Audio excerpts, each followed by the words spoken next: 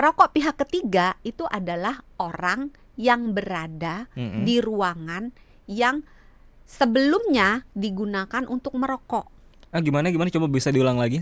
Orang yang berada Mm-mm. di dalam ruangan Oke. yang sebelumnya Heeh. ruangan itu digunakan untuk merokok. Oh, I see. Tapi dia bukan sebagai perokok pasif karena orangnya udah nggak, orang yang Asapnya rokoknya udah nggak nggak ada, ada. asapnya udah nggak ada. Asapnya udah nggak ada. Masalahnya asap rokok yang sudah tidak ada, Mm-mm. bau rokok yang mungkin sudah tidak ada, Mm-mm. itu tidak menyebabkan berbagai racun-racun yang ada di dalam rokok tersebut Mm-mm. juga tidak ada. Oh. Jadi begitu orang merokok, Yap. asap rokoknya itu kan nyebar kemana-mana. Iya. Jadi dia nempel di atap, nempel di dinding, nempel di lantai, di perabotan, di semua ruangan, di semua benda yang ada di dalam ruangan tempat orang itu merokok. Tapi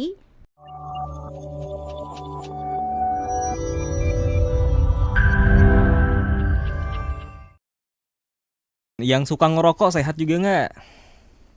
didoain sehat. Oh, didoain sehat. Iya. Iya kan, kalau emang orangnya aktif merokok, mungkin harus gaya hidupnya lebih sehat lagi ya untuk Iya. mengimbangi. Tapi ya kalau namanya dokter sebisa mungkin tidak merekomendasikan ya untuk merokok ya kan. Pasti jangan merokok ya gitu. Nah, itu Tapi kalau dia. dokter Santi, ya udah kalau mau merokok setidaknya lakukan ini gitu. Tapi yang berbahaya dari merokok itu kan tidak hanya pada saat merokoknya saja ya dok, tapi adalah ketika rokoknya udah tersisa, abu-abunya itu kan kadang juga suka menempel ya, sisa rokoknya, ya nggak sih dok? Kayak upik abu dong. Hah? Upik abu? Cinderella dong kalau upik abu. Kenapa emang upik abu Cinderella? Ya kan berabu. Duh, saya nggak nonton Cinderella soalnya dokter. Saya mah generasinya Nontonnya nonton Teletubbies. Kalau iya. dulu Cinderella mah nggak masuk di saya mah. Jauh banget ya. Tapi benar kan ya dok, kalau rokok itu kan berbahaya tidak hanya pada saat mengisapnya, tapi juga setelahnya, karena ada sisa-sisa yang menempel gitu kan, benar nggak? Iya. Nah, ini yang kita akan bahas nih dokter di malam hari ini soal third hand smoke. Aduh, ini istilahnya keren banget. Bahasa Inggris loh. Bahasa Mas Oni loh. Inggris. Nah, ini ada istilahnya lebih simpel nggak sebenarnya, third hand smoke? Perokok pihak ketiga. Oh, third hand. Bener nggak sih? Ini bercanda nggak sih? Beneran. Beneran. Kan third hand itu kan. Oh iya, Pihak- pemegang pihak ketiga. Oh, third hand smoke ini berarti Pihak pertama penjual, pihak kedua pembeli. pihak ketiga Yang perokok pasif. bukan. Oh bukan beda lagi. Beda. Perokok Oh. pasif pihak kedua. Oh, perokok pasif itu pihak kedua. Pihak kedua. Nah, kalau yang third hand smoke ini apa sebenarnya? Pihak ketiga. Pihak ketiga itu? Beneran. Iya, pihak ketiga itu contohnya apa, yang kayak gimana? Jadi gini, kita mulai dengan jenis-jenis perokok dulu ya. Iya. Perokok itu dibedakan, kita taunya cuma dua. Iya, Perokok primer atau aktif, Aktif. perokok sekunder atau Pasif. Nah, ternyata ada yang ketiga, Mm-mm. namanya third hand smoker Oh, ini saya baru tahu nih. atau perokok pihak ketiga. Oke. Nah, perokok pihak pertama, perokok primer, Aktif. perokok aktif itu adalah si tukang ngebulnya. Iya, yang ngerokoknya. Ah. Perokok yang kedua, Kedua yang pasif. perokok pasif atau perokok sekunder itu orang-orang yang ada di sekitar orang perokok yang ikut menikmati, Itu sebenarnya ikut nggak menikmati sih ya, menghirup. ikut menghirup asap rokok. Misalkan ada tapi dia tidak merokok. Misalkan ada di satu tempat, misalkan let's say angkot lah ya, ada yang ngerokok, ikutan kena. Nah, sebelah-sebelahnya itu perokok pihak kedua. Nah, perokok pihak pertama si perokok primer Iya. biasanya merangkap jadi perokok sekunder. Oh, jadi iya, ikut menghirup juga. Ngikut juga. Kecuali kalau hidungnya ditutup. Ya enggak. Ya kan, enggak mau ngehirup, tutup aja hidungnya, bisa enggak gitu.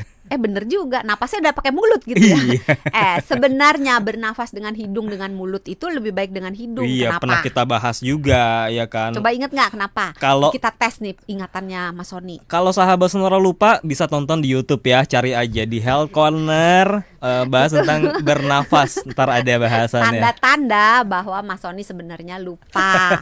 Jadi memang bernafas melalui hidung, dijawab aja lah daripada pura-pura Biar kita tidak fokus tahu. sama bahasan kali ini, Oh third iya, hand bener smoke. juga. Ya udah, lewat aja ya. Lewat aja. Nah, perokok pihak ketiga itu adalah orang yang berada di ruangan yang sebelumnya digunakan untuk merokok.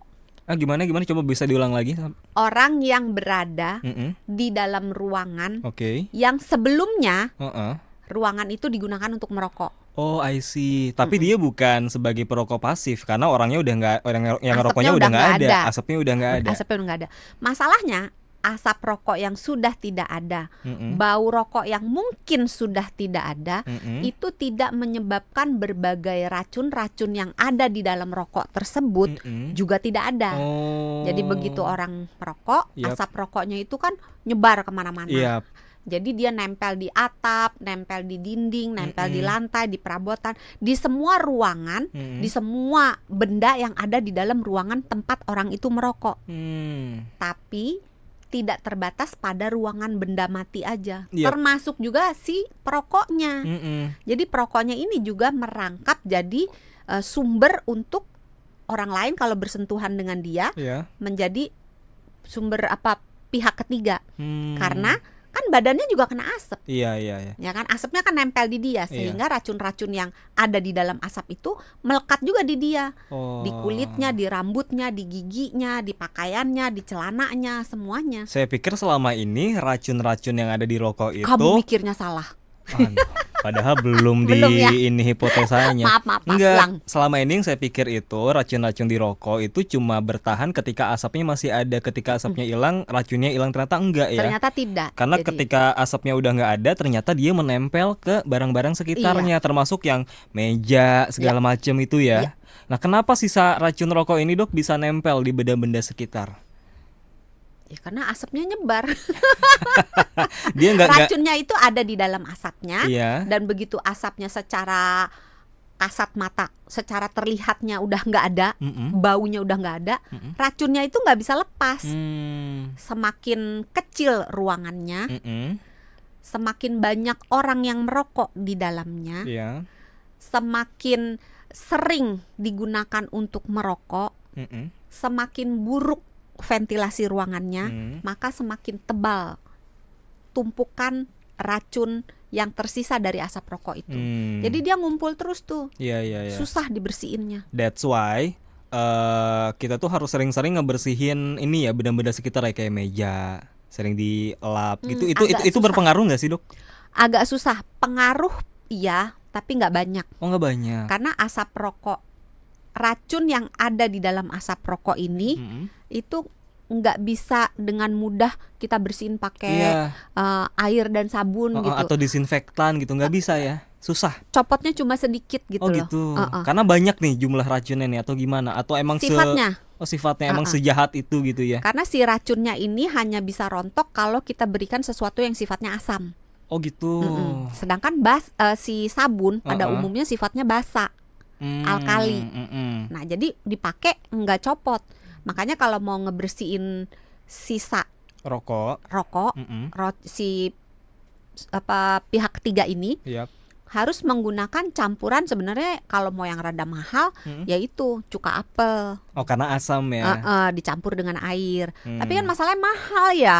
Ya udah pakai cuka masak boleh. Oh, boleh. Boleh dicampur dengan air. Cuka-cuka yang biasanya dipakai di bakso gitu boleh ya? Ya boleh. Oh, Tapi kan oke. masalahnya tidak semua barang bisa dicuci dengan asam kan. Coba kalau handphonenya si perokok dicuci pakai air cuka, marah nanti dia.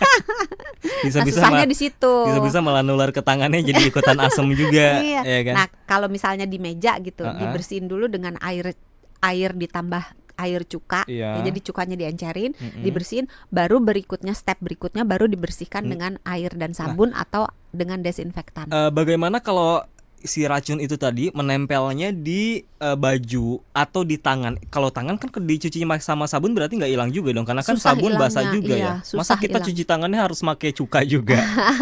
Nah, itu sebabnya kenapa anjuran melarang merokok itu Ada. sekarang mulai dipopulerkan di tempat-tempat yang krusial gitu, sekolah gitu kan, di tempat-tempat di rumah sakit misalnya, jadi tempat-tempat yang Atau transportasi banyak orang umum. rentan, iya, karena Hmm. memang sulit untuk membersihkan itu. Iya ya, kalau baju gimana? Dicuci pakai deterjen seperti itu juga apakah bisa berkurang nggak? Atau harus pakai sesuatu yang asam juga? Agak susah sebenarnya, Agak susah tapi juga. memang kalau mau benar-benar bersih ya sebelumnya dibilas dulu dengan air plus cuka. Iya.